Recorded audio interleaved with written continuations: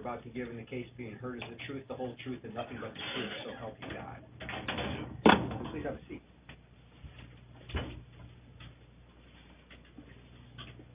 Before we do anything else, I'd like to introduce the other members of the board to you today. On my far right, John Tate. He's the senior legal advisor at the agency. Next to Mr. Tate, Colonel Hoffey. Good morning. Next to Colonel Hoffey, Colonel Pearson. And on my immediate right, Colonel Teague. These three officers are assigned to the Army Review Board's agency. They sit on multiple boards. We have all looked at all the materials associated with your current case. We're prepared to proceed. I'll remind you that the hearing is being tape recorded. Hopefully the machine's working the way it's supposed to. It's actually been checked, so I'm confident. I will soon call the board to order, but if you have any questions, we'll entertain those first. Comfortable with where we're at and what we're doing? I am. Okay. I guess the only administrative matter is my client's mother, who was originally on the witness list here today, was unable to make it due to medical travel restrictions. She had filmed a short video, which I am prepared to show you here today, but the sound quality isn't very good. I did bring a copy of the letter that she wrote, so I can either read it to you, or if you don't mind, I guess I can approach everybody together, gather around to watch it, whatever you prefer. Which one would you think will be better? If you read it to us, will we get it better than we will trying to crowd around in a poor sound quality video? It probably would be better. Okay, well, but I did want you all to know that she has. I'll let you decide, but okay. Whichever one you think would work best. Okay. Once you've presented everything that you have to present, then I'll ask each of the board members if they have any questions. At the very end, I will give you the opportunity for any kind of a closing statement you'd like to make, and then close the board. All right? Let me call the board to order then, and I'll turn it over to you, sir. You can sit. Unless you prefer to stand. If it's okay, I'd rather stand. All right. I'm a trial lawyer, so when I sit, I get all tongue-tied. All right. So, good morning. My name is Tim Parlatore, and I represent Corey Clagget.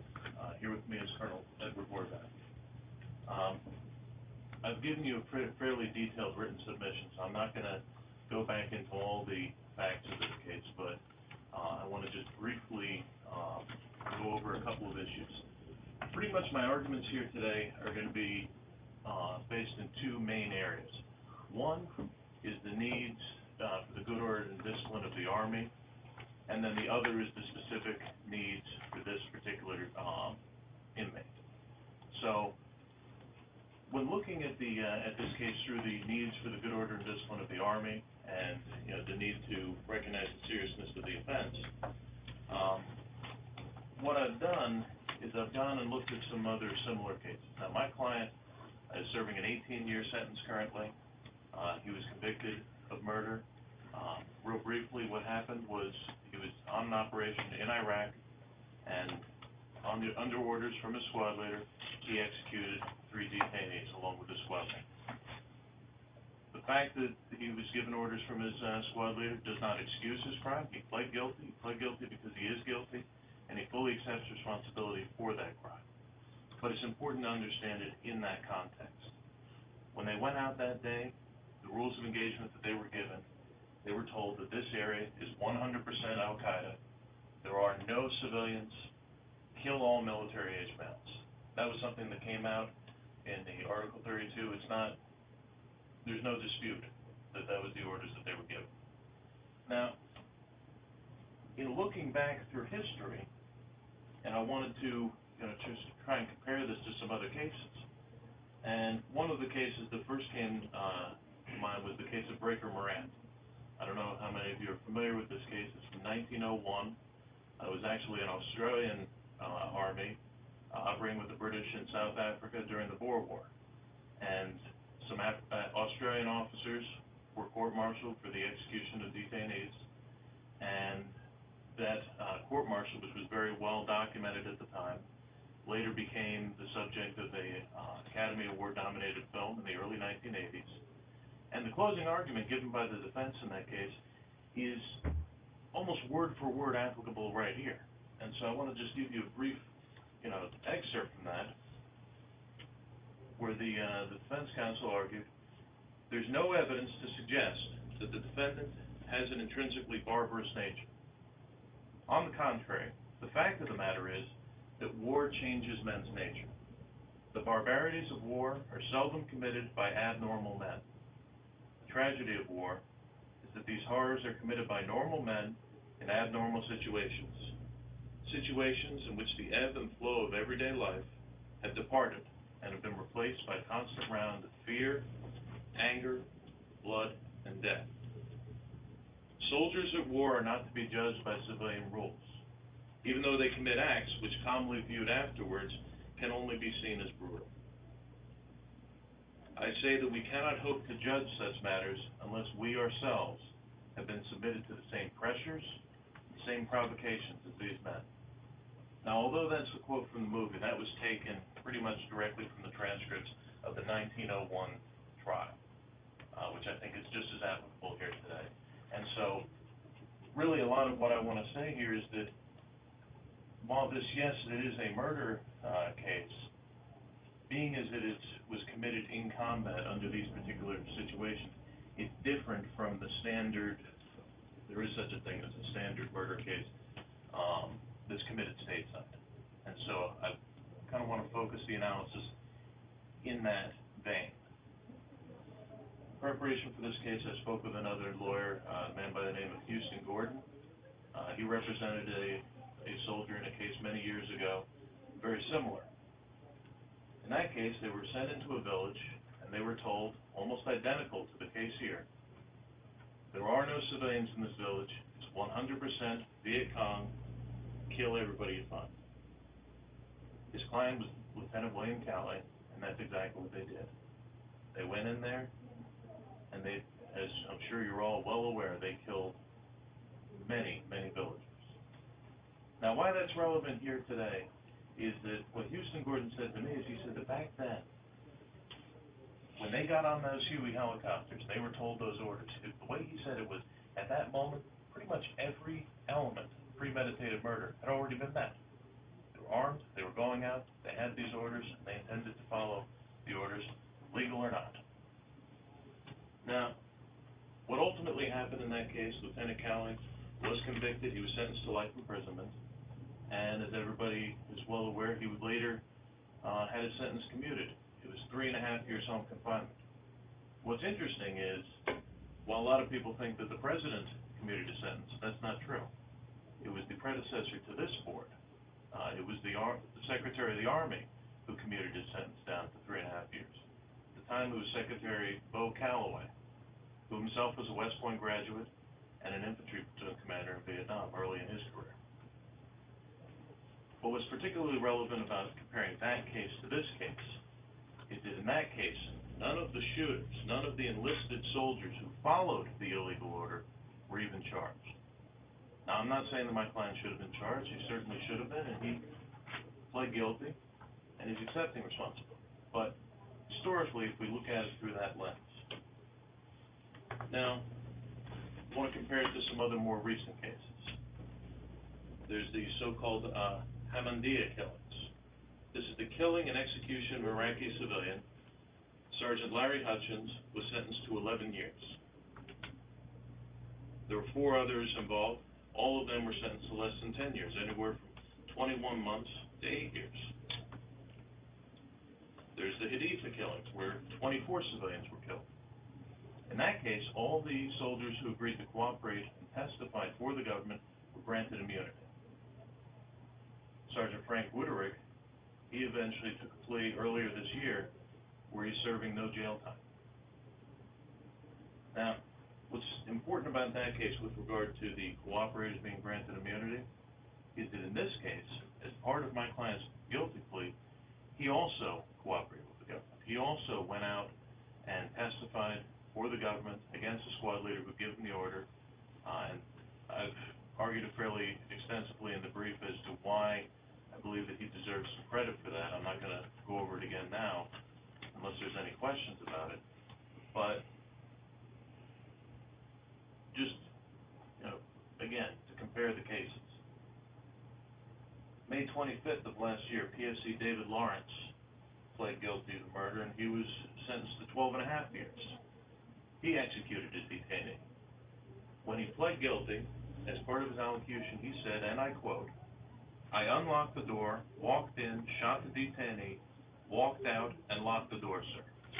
I was just angry, so I popped him." He was sentenced to 12 and a half years.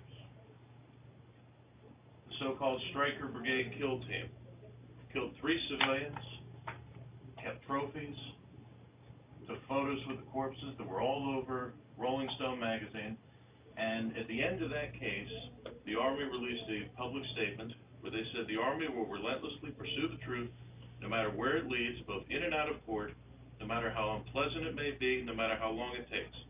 As an Army, we are troubled that any soldier would lose his moral compass, as one soldier said during his trial. We will continue to do whatever we need to as an institution to understand how it happened, why it happened, and what we need to do to prevent it from happening again. So in the wake of that public statement about how important it is to properly dispose of the case, talk about some of the defendants there. PFC Andrew Holmes, admitted to murdering an unarmed 15-year-old, took the 15-year-old's finger and kept that as a trophy. Sentenced to 7 years.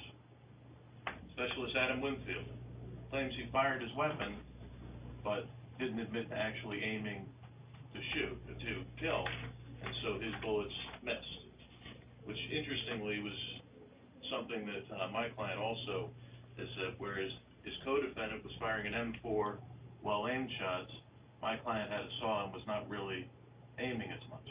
Doesn't negate his guilt, but it just goes to show again the parallel.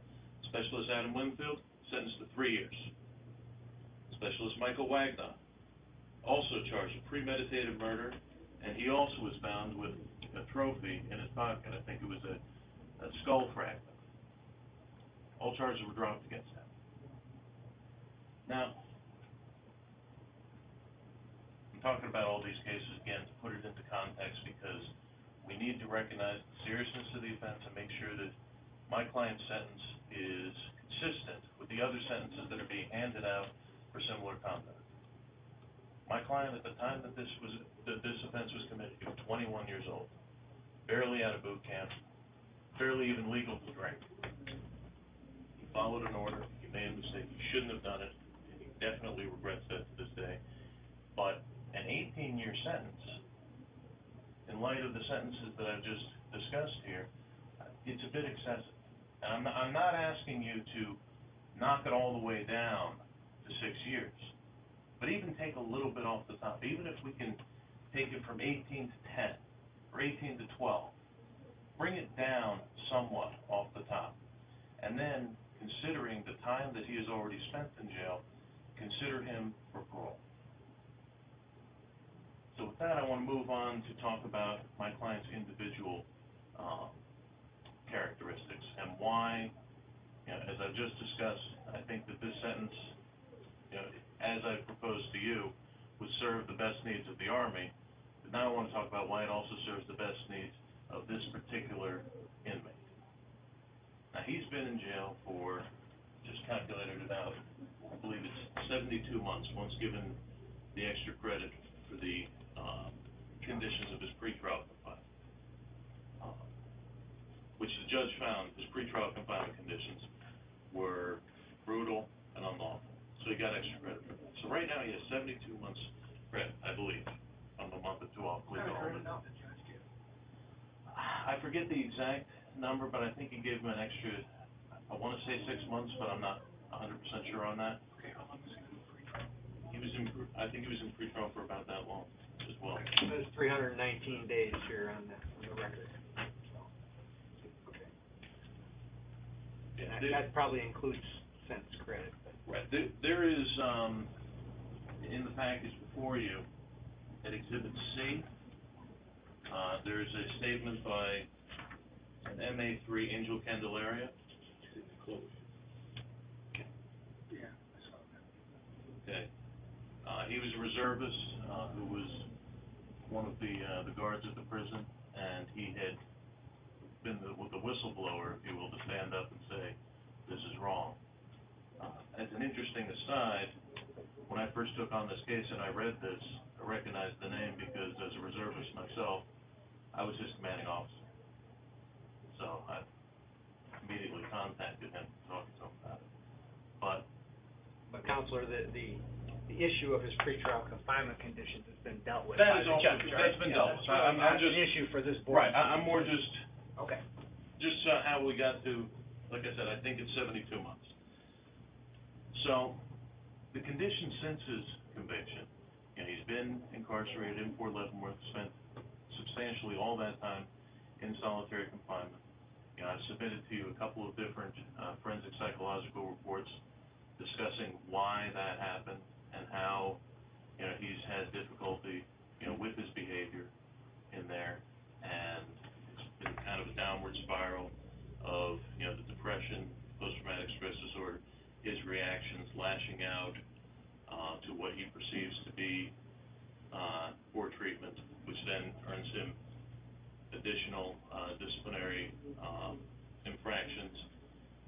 But, and I've argued that, the both times that I've been here previously before this board, but I want to talk about what has happened since that time, since the last time I was here, which was June of last year, because when I was here in June of last year, this board issued a decision that they wanted to rehear the case early, and they wanted to specifically focus on his continued good behavior. Now, I don't have access to his prison record, so I can't quote from him, but I can tell you that since that time, he has been elevated up to a medium security status. I can tell you that in my conversations with him on the phone, he's told me about, good write-ups that he's got. He was just telling me a couple of days ago about how he's been volunteering to help clean up.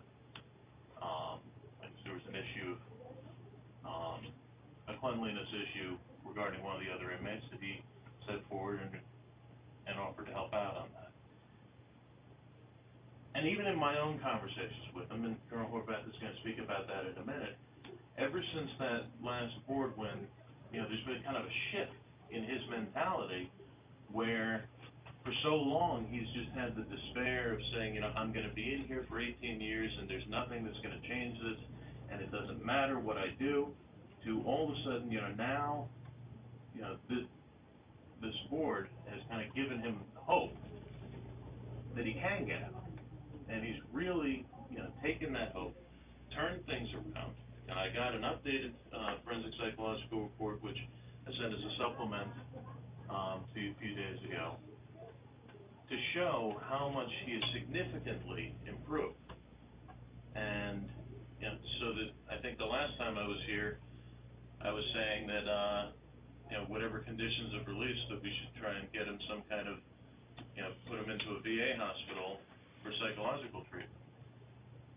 This improvement has shown through the quantifiable test scores that outpatient treatment is going to be more than sufficient, that he can, he's a good candidate for therapy, and, that he's going to be able to come out and he's going to be able to conform to society, and he's going to be able to reintegrate. And at this point, I'd like to turn it over to Colonel Horvath, who's going to speak on that a bit more specific and hopefully more eloquently than I. Okay. Colonel? 86 minutes. Cool. Mr. Chairman, members of the Army Clemency and Parole Board, this is my third appearance here. First two were in 2009, 2010. I think I see some familiar faces. I wasn't able to appear in person last year, so I was completing my third and hopefully final deployment to Iraq. The board has in its possession pages of letters, legal memoranda, psychological reports supporting Corey Clagget's past positions for clemency and democracy, and I'm going to review those today. If you've not already done so, though, I urge you to read my letters dated April 2nd, 2009, January 26, 2010, summarize all the relevant aspects of this case from my perspective as Senior Army Medical Officer. My primary purpose in being here today is to reaffirm my commitment to Corey Clagget, a commitment first made to his grandmother in 2006, and some of you from before remember that she lives in the same small Ohio community as I do. In the ensuing 6 years, I spent over $7,000 of my money, not counting lost income from my practice, an even greater sum, all on Corey's behalf. I relate this not to suggest I'm wealthy, influential, or heroic. I've none of these, but rather to emphasize the depth of my commitment and my persistence.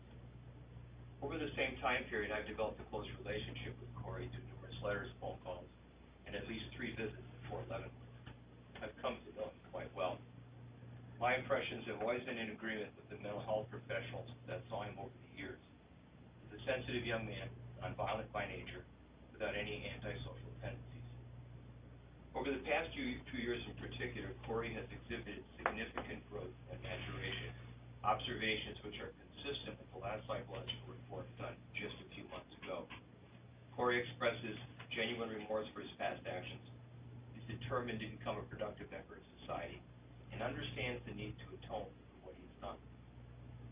My experience as a physician, father, and military officer afford me a unique opportunity to help young soldiers overcome the trauma of war. My relationship with Corey has already had a profound effect on his life and behavior, a fact he often acknowledges during our regular conversations. His mother was even more emphatic. In a letter addressed to me last summer in Iraq, she wrote, "It was you and you alone who helped Corey hang on. You encouraged him and gave him hope. You kept your word." One of the stated objectives of disciplinary barracks at Fort Leavenworth, I take this from the website, I quote, "to prepare inmates for a self-reliant, trustworthy, and respectable future by providing for rehabilitation, hope, and a start." Considerable progress has been made in achieving these objectives in Corey's case. He significantly changed for the better, and I've observed that very, very definitely. But in my view, the benefit gained from his 6 years of incarceration has been fully realized in that setting. There's nothing further to be gained from continued imprisonment. Now is the time to begin the next phase of his rehabilitation. I ask you to transfer this responsibility to his future parole officer and to me. I look forward to continuing to assist him in his efforts to achieve what Fort Leavenworth and indeed the entire Army wants for him, a self-reliant, trustworthy, and respectable future. I have no doubt together we will be successful. This past year, I was the Deputy Commander-in-Chief Physician for one of the 2 remaining combat support hospitals in Iraq, responsible for the care of over 20,000 soldiers in more than half the country during the drawdown of forces. I was there in the beginning, I was there for the surge, I was there at the end. The long Iraq war is over, but the suffering of those affected by it will continue. For some, the physical and mental wounds will never heal. The disabling injuries inflicted on young people are too horrific to describe. For those of us who personally witnessed the horrors of war, images of suffering and death will forever be in our conscious minds and haunt our dreams. Grieving parents and spouses will forever endure the heartache only those who have lost loved ones can know. Families of incarcerated soldiers must daily cope with the anxiety and uncertainty of forced separation. They too are casualties of this war. Although still in the Army Reserve, I've since returned to my civilian job as a physician at the VA hospital in Cleveland, Ohio. There I do my best to heal the wounds of war. Chaplains comfort those in spiritual distress, psychologists help those with behavioral mental issues, and social workers help veterans in need. In all these actions, we demonstrate compassion, the ability to appreciate the suffering of others, and the desire to alleviate that suffering. Only the Army Clemency and Parole Board has the power to extend compassion to prisoners, and especially to the families. I appeal to your humanity and urge you to end the suffering of all those who have been affected by this war.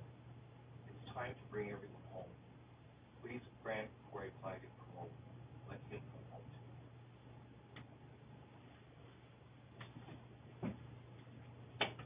Just want to show you, this is a picture that was taken of my client just about a month before the incident. Show you how young of a kid we're really talking about here. Now, I can echo a lot of the things that Colonel Horvath said because I've been talking to him fairly regularly over the past 2 years that I've been representing him. And I can tell you that my conversations with him now, he's a completely different person than when I first took this case on. When I first took this case on, he was angry. He certainly had, while I'm not a doctor, what appeared to my lay opinion to be, mental problems. Since that time, he has really shown a lot of maturity, and calmness. I mean, I just had a conversation with him 2 days ago where when I hung up the phone, I was sitting there saying, boy, this is a completely different kid. Not a kid. This is a completely different man than the person that I initially came in contact with, because he understood everything. He was able to, very clearly, reason things out. And when there was an issue that came up that would have in the past made him angry, he took it with the proper perspective and he said, I understand, and I don't want to get into the underlying facts of it, but he basically said, I understand, and that's the best we can hope for, and thank you. So, I've seen that he's significantly changed, and his parents, his family has. Now, as I stated earlier, I had them film a video. His mother has been here for the past 2 years to appear herself. She's usually here in a wheelchair. She wasn't able to this time. She just had triple bypass surgery, and it's killing her that she couldn't be here. But here's the letter that she wrote that she read in the video, which I wish the sound was better so you could hear from her. My son Corey has been incarcerated at Fort Leavenworth for over 5 years. For 5 years, I have pleaded for my son's release to no avail. I had no medical problems prior to Corey's incarceration. Now I have significant medical problems. I can't even begin to explain the physical, emotional, and financial burden this has put on our family and what we've been through. Far worse is how Corey feels knowing that the hardship that this has brought to his family. Our family lives in Charleston, South Carolina, 1,200 miles from Corey. I have seen my son only once in 5 years. We don't have the money to travel, and that has an effect on Corey as well. It's difficult enough being in prison, but not to have your family visit is even harder to endure. How can anyone with a good, sane mind be normal when you add or take away some of these factors? Corey turned 27 years old this past summer. He was incarcerated during the years when he would have been doing some of the most important things in his life. Corey's a good person. He's not a risk to our society. He was in a war, and while that doesn't excuse the actions that were taken, please consider what's happening during that war, his commanders, and his age. My son, despite what has happened, can heal from all this, but only with the love and support of his family. You can require treatment, but even that still brings you back to the family being involved in supporting him. No matter what a person does in life, I'm sure 99% would say the family guided them and supported them. The key to his recovery is family. Although we don't have much in the way of money, we are not short on love.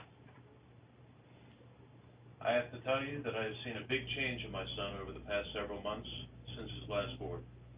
Although I don't get to visit him, we talk on the phone all the time. What I have seen is that he has a renewed sense of hope and optimism, and this has given us hope and optimism too. For years, both he and I and the rest of our family have felt like there was darkness and no hope and no possibility of redemption. He has that light again, and so do we. I ask once again that my son Corey be given the chance to prove that he has what it takes to make it on the outside of the prison walls before it is too late. Too late for him or me. I tell my doctors I won't get better until my son is free. The stress is wearing down my body, and like my son, I try and hang on, but I won't lie. Each day gets harder and harder. I pray that you have compassion, reason, and love in your hearts to stop the suffering. Corey has lost a great deal and has learned not to take life for granted. He has learned that no matter what the cost, when things feel wrong in his heart, he must do what's right. He will not take his freedom for granted. He does not want to return to prison, and you will see will see that he will not let you down. Life in prison is not the same as life on the outside. Corey can make a great contribution to our society if you give him that chance.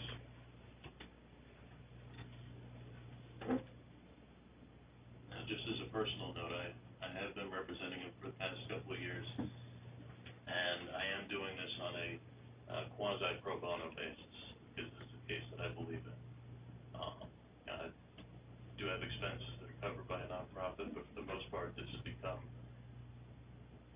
a personal mission, for me, something that I've been wanting to, help and make a difference and an impact ever since I left active duty myself. And I just have one last area that I want to cover with you, which is the public support. Because in my time of representing Corey, I have met people all across this country, and I've talked to hundreds and hundreds of people about this case. And they've had me on radio shows, they've invited me to speak at motorcycle rallies, and so many people across this country are supportive of this. Just yesterday, I was sitting in the Federal District Court in the Eastern District of New York on a case that I've been fighting hard with the government on. It's a completely different case than this. It's a organized crime, so-called banana crime family case.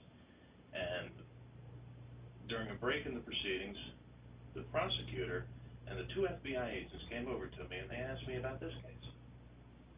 And I sat there and I was telling them about this case. And we're normally, fighting it out, but for that one brief time, we were talking about this case, and both, while this isn't the official position of the Department of Justice, these two FBI agents and this federal prosecutor were all looking at me saying,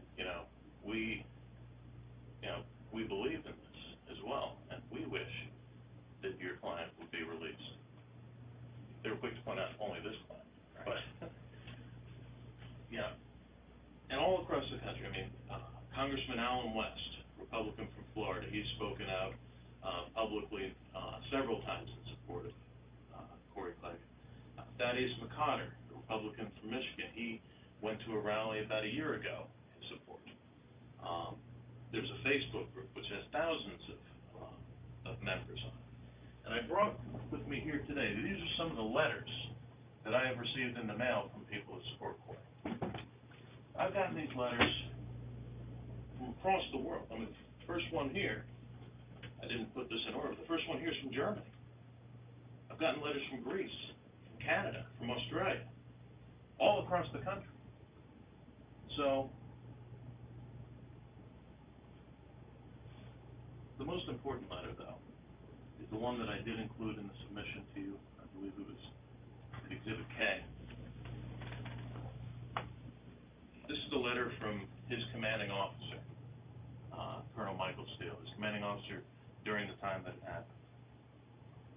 And at the time, of course, their positions were pretty much diametrically opposed, but since that time, I've had many conversations with Colonel Steele, and he supports Corey's release as well. And he writes in here that while Corey's actions cannot be excused, I hope that the board can view his conduct through the eyes of an infantry soldier walking the streets of Iraq. A soldier who was perplexed with every Iraqi injury or death, was reported and exhaustively investigated, while no inquiry is made when an American was brutally killed.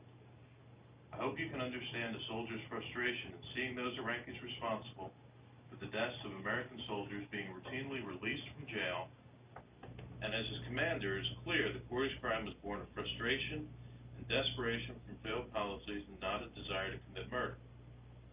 Given that Corey's squad leader, the widely recognized instigator of this crime, was only sentenced to 10 years in prison and has since been paroled, it's in the interest of justice that Corey's sentence be adjusted.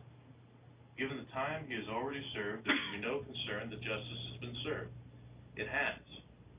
I request that this board favorably consider Corey's request for parole. Respectfully submitted, Michael D. Steele, Colonel, U.S. Army. So his own commanding officer at the time is asking for his release. I would ask that you consider it as well. At this point, I'm free to answer any questions you have. Thank you, Counsel. Mr. Tate, any questions? No, actually, I reviewed the extensive materials that you submitted, and between that and your presentation, which was very good, I didn't have any additional questions. All right. Colonel Hoffman. I'll echo his comments as well. I've looked through everything. There's a lot of material available, but I will say this. Thank you, both of you, for the support you're providing to Mr. Clagget.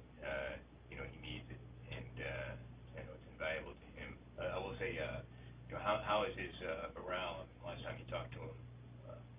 Very much improved, Colonel. I think when you give people hope, it makes a big difference. And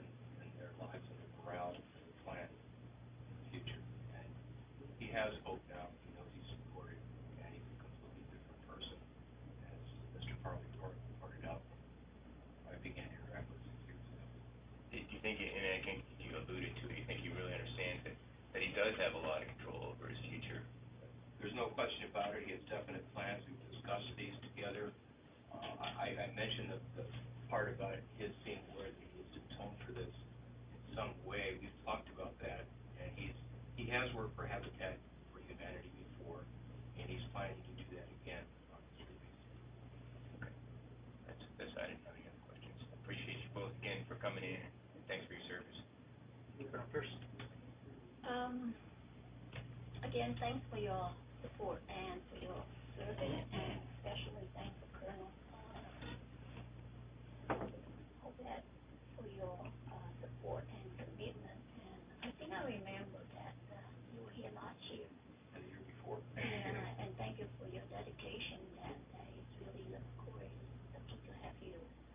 And I'm sure that once you get out and with you there, supporting him, it's going to help him a long way. And I'm sure that he appreciates what you did for him. And thanks to both of you for what I was told you. Thank you. I can only echo what's been said. Thanks for coming, and we appreciate the personal sacrifice you're making with your difficult cases. I'm sure Mr. Clagget understands he's, in at least this respect, a lucky man to have you guys on his side. Thanks for coming. Thank you both for service to the nation. I appreciate that as well. I guess 2 questions for you, Counselor. Yes. And I have one for you, Colonel. How familiar are you with Mr. Clagget's behavior since he's been at the disciplinary barracks? I'm as familiar as I can be based on what he has told me. I certainly am aware of several incidents that have occurred. I'm unfortunately not afforded the opportunity to review his actual record, so I can't speak to them specifically. Okay, but he's shared with you some of his disciplinary challenges and issues. Absolutely. Okay. Absolutely. And if we don't deny that there have been disciplinary problems, certainly, he's explained these things to me, and I don't want to, try and retry any of those incidents, but rather simply ask that you look at through the lens of what's been submitted as far as the forensic psychological reports to see that while yes, he has had disciplinary problems, it's not because he's an intrinsically evil person or unable to be rehabilitated. But there are very specific psychological reasons why, and things that can be addressed and already are being addressed. Well, it's gratifying to see that he's doing better, to hear that he's doing better. Certainly that's something that we on the board hope he will continue to do. So my question for you is your engagement with him, and maybe it's both, professional, as a medical provider, or is this as a family friend, or is it a little bit of both? Well, a little bit of both. I think a couple of you know my involvement began with his grandmother. She transcribed notes from my first appointment. When I picked him up, I found her in tears at her office. She told me his story, asked me to help her grandson, and I agreed to do so, which resulted in me being here many times and a tremendous involvement with him. By the same token, I am a physician. I work in the Veterans Hospital. I know about vet centers. I deal with a number of young veterans who are in situations, maybe not at Leavenworth, but have been traumatized in one fashion or another by the war. I'm very experienced with it. I've been there, done that. I know what it's like. So it's a professional and a personal commitment, and it will continue. The real work is going to be when he's released, and I hope it's very soon, when I'll become more involved in his life, more as a father figure, which he has never had. Either or both of you interacted with him face-to-face at the disciplinary barracks? Yes, both of you? Okay. How recently? I have not been out there in about a year. Okay. Sir? In November, I believe that as soon as I got home, and again, I saw a completely different person. Very consistent with Mr. Parlatore has said, consistent with the psychological report, which was done a month later. When you met with him, did they bring him out of the special housing unit, or did you meet with him behind glass? How did that go? They bring him in an office, he sits there with You me. sat There's face-to-face with no him? chains, no shackles, nothing. We sit there and chatted.